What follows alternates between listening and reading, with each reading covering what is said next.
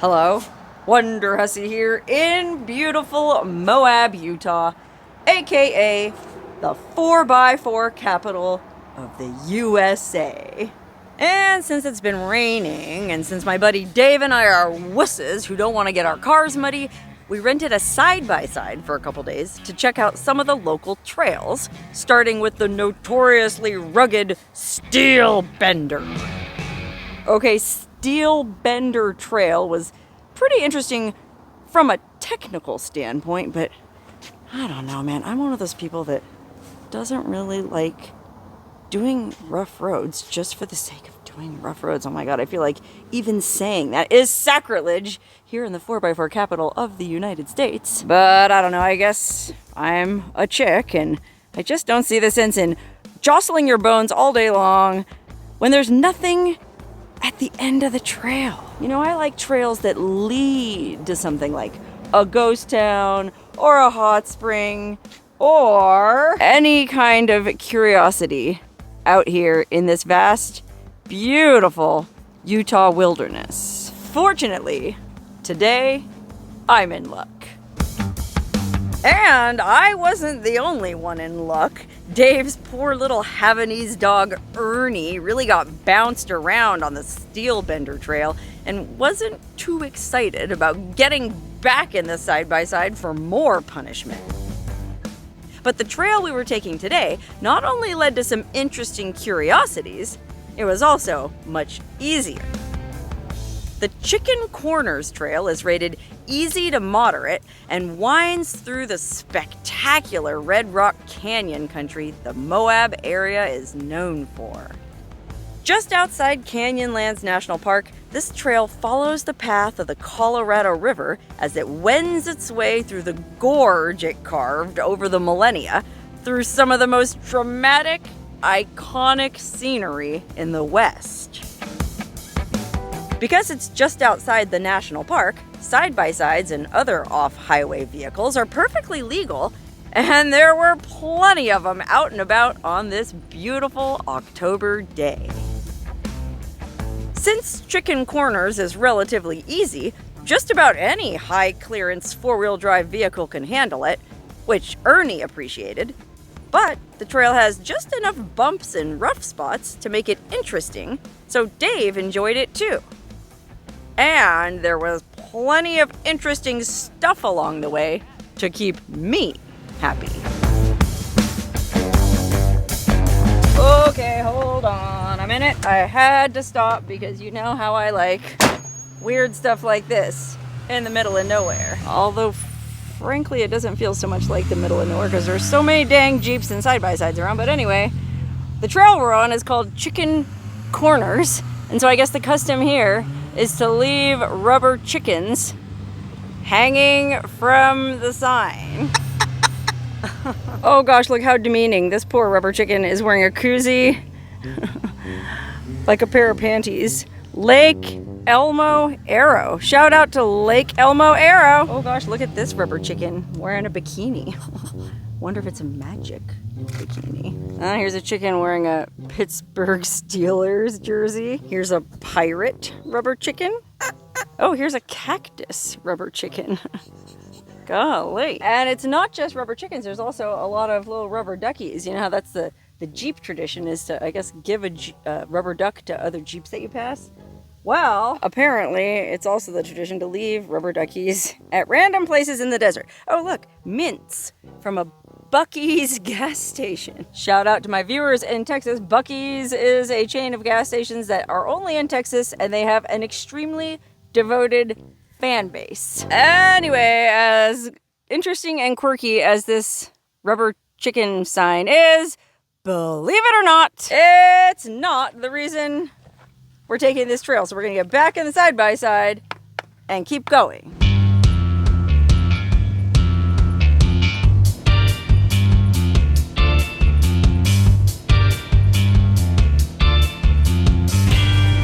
Okay, hold on, pit stop. I just saw something else man-made in the middle of nowhere, and when I see something man-made in the middle of nowhere, well, I always like to stop and check it out. And this looks like a lonely grave. Look at that. Joseph Hills Johnson, Moab cattleman and chief deputy sheriff. born December 2nd, 1895, died at this spot December 30th, 1927. Oh gosh, he was only 32 years old. Golly, I wonder what happened to him. Maybe he was run over by one of the innumerable off-road vehicles out here today. No, back in 1927, they did not have off-road vehicles. God, maybe he was killed in an Indian shootout, or who knows, it doesn't say. But again, people have left all kinds of cool stuff for him in the afterlife, like a California Highway Patrol patch, more rubber duckies, bullets, coins. Oh, look, an Arkansas police badge. Golly, that's something you don't see every day. And a lot of horse tack. Look at that. Isn't that what that is? Old tack. Like, isn't this a bit for a horse? Oh, wow. That looks just about old enough to have been here back in 1927 when poor Joe Johnson lost his life. Oh man, look, there's even a cowboy hat and cowboy boots. How are they keeping this hat from blowing away? Oh, there's a rock tight in it. Ha ha ha. Wow, those are nice boots too. Okay, well, believe it or not, as cool as this lonely grave is, that still isn't what we're going to check out. So back in the rig one more time. Ernie, are you doing okay? Boy, yeah, the unfortunate side effect of all these bumpy roads is it upsets poor Ernie's stomach, and woo-wee, does he get gassy. It's a good thing this ain't smell-o-vision. Because the trail so far had been relatively mellow, I did wonder how it earned the name Chicken Corners. I mean, with the Steelbender Trail, it was obvious because of all the thunks and clunks from the undercarriage hitting the various obstacles we'd had to go over. Well, I didn't have to wonder for long. As we approached the end of the Chicken Corners Trail, we found ourselves driving right along the edge of the Colorado River Gorge with a steep drop-off to the right. And when we finally reached the end, you could see exactly how it got its name. Okay, we have finally made it to the destination that we set out for at the beginning of this crazy trail, which was only rated moderate, and well, I guess I will agree with this rating. It wasn't too bad. Anyway, we have arrived at the place they call Chicken Corner. And I guess the reason they call it Chicken Corner is that the road kind of dead ends here on this little point overlooking the beautiful Colorado River Gorge. Okay, look at that. That is the mighty Colorado flowing through this spectacular red sandstone canyon on its way from its headwaters way up in the Rocky Mountains down to, well, where it used to terminate in the Sea of Cortez. Anyway, the reason they call this Chicken Corner is I guess there's a little trail that you can walk out and go all the way around that point there. And then apparently there's some way you can hike all the way to the top. And I don't know about you, but I ain't no chicken. I ain't too scared to go walking around Chicken Corner. What do you say? Come on, let's go.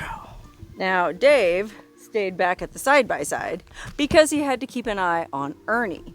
We wouldn't want Ernie falling over the ledge. Not when there's a drop-off like this. Oh, it's kind of low clearance, too. You know, if I was any taller, I'd be bumping my head. Okay, here we are on the world-famous, or maybe I should say infamous, Chicken Corner. I think this is pretty much the corner of the corner. This is as far towards the edge as we can go. Right here. Oh, I hope this rock doesn't choose this very moment to give way, because we would be a plunging to certain death if we did. Golly, look at how much water is in the Colorado River at this stretch. Absolutely beautiful. But you know what? I'll bet you anything we'll have an even better view if we keep going around this corner and climb way up to that point. I saw people up there. I know there's a way. Oh gosh, look. Yikes. You ain't scared, are ya? Okay, well, not to worry. We have successfully navigated Chicken Corner, and now we're on the other side. And I just got to figure out how we can scramble up to the top of this precipice. That looks pretty easy. This red sandstone is real grippy. I bet we can climb up to the top in no time. Okay, we made it to the top, and there's a Mike's Hard Lemonade bottle. Oh boy, you really can't go anywhere. Oh, black cherry. Sounds delicious, but why did you have to leave it up here? I'll take this back with me in the side-by-side and dispose of it properly when we get back. But before we leave, we came up here to enjoy this amazing view. Okay, I guess this right here is the plateau that everyone was climbing out on. And yeah, there's a steep drop off if you take a wrong step. So we got to be real careful. Every footfall counts. But the reward is we are now standing at the very edge of the precipice above Chicken Corner. Look, there's everybody in their side-by-sides. I guess Dave and Ernie are over there somewhere. Probably looking at me like I'm crazy. But I mean, you tell me, would you drive all the way down that bumpy trail to a place called Chicken Corner and then be too much of a chicken to go around the corner and climb up to the top and have this amazing view? Okay, as spectacular as the view is and as beautiful as the Colorado River is flowing through this gorge, I'll be honest, it's not the main reason I wanted to come here. The main reason I wanted to come here is from here, we can see the spot where they filmed the ending scene in Thelma and Louise. Okay, remember the movie Thelma and Louise? Two gals on a road trip, run into some trouble, rob a few convenience stores. Next thing you know, the law is chasing them. And they end up at the edge of the Grand Canyon. Well, spoiler alert, they didn't actually film it at the Grand Canyon. I guess it's really hard to get filming permits at the Grand Canyon. So they filmed a lot of the footage for that movie in the area around Moab. And the ending scene was filmed right over yonder. I think somewhere right over there. It's called Dead Horse Point, and there's a road you can drive to get right to that spot. But we came down this Chicken Corner trail, and so we're here on the other side of the river looking across at it, which is still pretty spectacular. I just wish I knew the exact spot. I'll bet you it's on that flat mesa up there. You know, because if you remember the ending of the movie, they're kind of like right at the edge of a canyon, like a pretty dramatic drop off. And then if you remember, they're kind of like going back and forth. I think they're having some kind of negotiations with the cop on a bullhorn. And they're like, you know what? Screw it. If we give in now, we're going to be sent away to jail for life. We might even get the electric chair. Let's just keep going. And then they both like take each other's hand, I want to say. And then they whoosh, I think Louise, I don't know, Susan Sarandon, whichever one she was. I think she was driving. She steps on the gas and they, whoosh, that iconic convertible Thunderbird just sails over the edge of the canyon and presumably into the void, where Thelma and Louise are on a girls' road trip for all of eternity. Now, I actually read where they filmed two endings for the movie. One, they filmed where the car actually lands at the bottom and bounces and keeps going. I want to say they tested that in front of audiences, and audiences didn't like that. So the way they end it now is, I think it doesn't just freeze frame at the end, like the car goes over the edge, and then it just freeze frames, so that you don't actually know what happens to Thelma and Louise. I mean, maybe they do go off into eternity, maybe they just have an extremely bumpy crash landing and keep on heading for Mexico. I mean, wasn't that the whole point of the movie? They were trying to get to Mexico, but they couldn't go through Texas because one of them had a bunch of exes in Texas. And so they had to take this long circuitous route that, well, supposedly brought them to the edge of the Grand Canyon. Anyway, I did hear some lore here in the Moab area that when they were filming that scene, they had two prop Thunderbirds to use. They didn't have a budget, big enough budget to do special effects, so they had to use an actual Thunderbird, convertible Thunderbird, for the shot of them going over the edge. They had two dummies in the car. Obviously, they're not going to use Gina Davis and Susan Sarandon, so they had these two dummies in the driver and passenger seat with plaster faces to look like Thelma and Louise. And they launched the first one in a slingshot. They had some kind of weird slingshot. They launched the first car, but it just, well, the lore I heard was the engine was too heavy, and so it nosedived, and it didn't do that graceful arc. So they thought, okay, we need to put some weight in the back trunk to balance it out. So the second Thunderbird, they put a bunch of bricks in the back, and they launched that one off, and that one, I think they put too many bricks in the back, and so the back end went down first. And they thought, oh no, we wasted both our Thunderbirds. What are we going to do? Well, they had to look around for another Ford Thunderbird from that specific year, which couldn't have been easy, but some wrecking yard here in Moab happened to have one. They bought the car, they gussied it up to make it look like the one in the movie, And the third time was the charm, and the thing sailed off just perfectly, and that's the one you see in the movie. However, I don't think that lore is true. I just looked it up online myself last night, and they only had 2 Thunderbirds, but it only took them 2 tries. The first try was a flop, literally. I think the car just kind of went over the edge, fell down, wasn't dramatic. The second time, I'm not sure what they did to fritter with it, but they got it to where it did sail beautifully and iconically.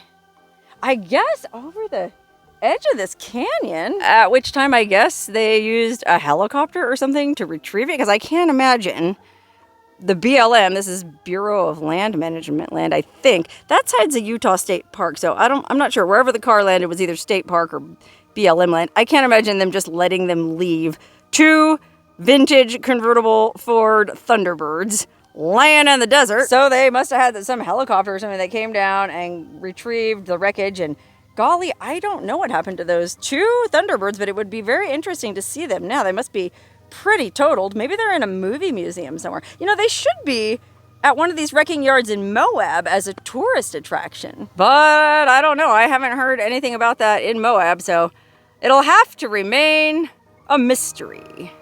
Okay, I don't want Dave to get too worried about me, so I'm going to go ahead and come down off this point. Let's just do one more vertigo-inducing pan over the edge. If I wanted to, I could base jump off of here, but I'm not quite that ballsy. No, sir, I'm just going to pick my way very carefully back around Chicken Corner and get back in the side-by-side. Golly, I mean, I can understand wanting to enjoy a delicious Mike's Hard Lemonade from such a beautiful vantage point. But don't leave your bottle there. Whoever left this bottle there is going to be haunted for all eternity by the ghosts of Thelma and Louise. And if you've ever seen that movie, well, you know, that's a pretty scary fate.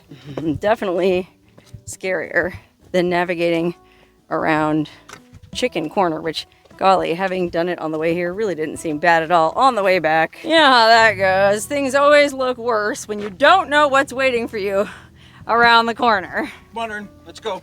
Okay, well, it's already 3 o'clock and we have to bring this bad boy back to Dustin by 5, so we better get back on the trail. You know, the irony in all of this is we rented this side-by-side so that we wouldn't get our cars muddy, and we didn't even really end up getting any mud on the side-by-side. But this was a lot more fun. Dustin, we can't thank you enough. That was epic. 2 amazing trails and so much fun. Thank you guys for joining us. Thank you Great for time. being here, brother. Yep. Thank you, Bubba. He just wants to eat my microphone. He does.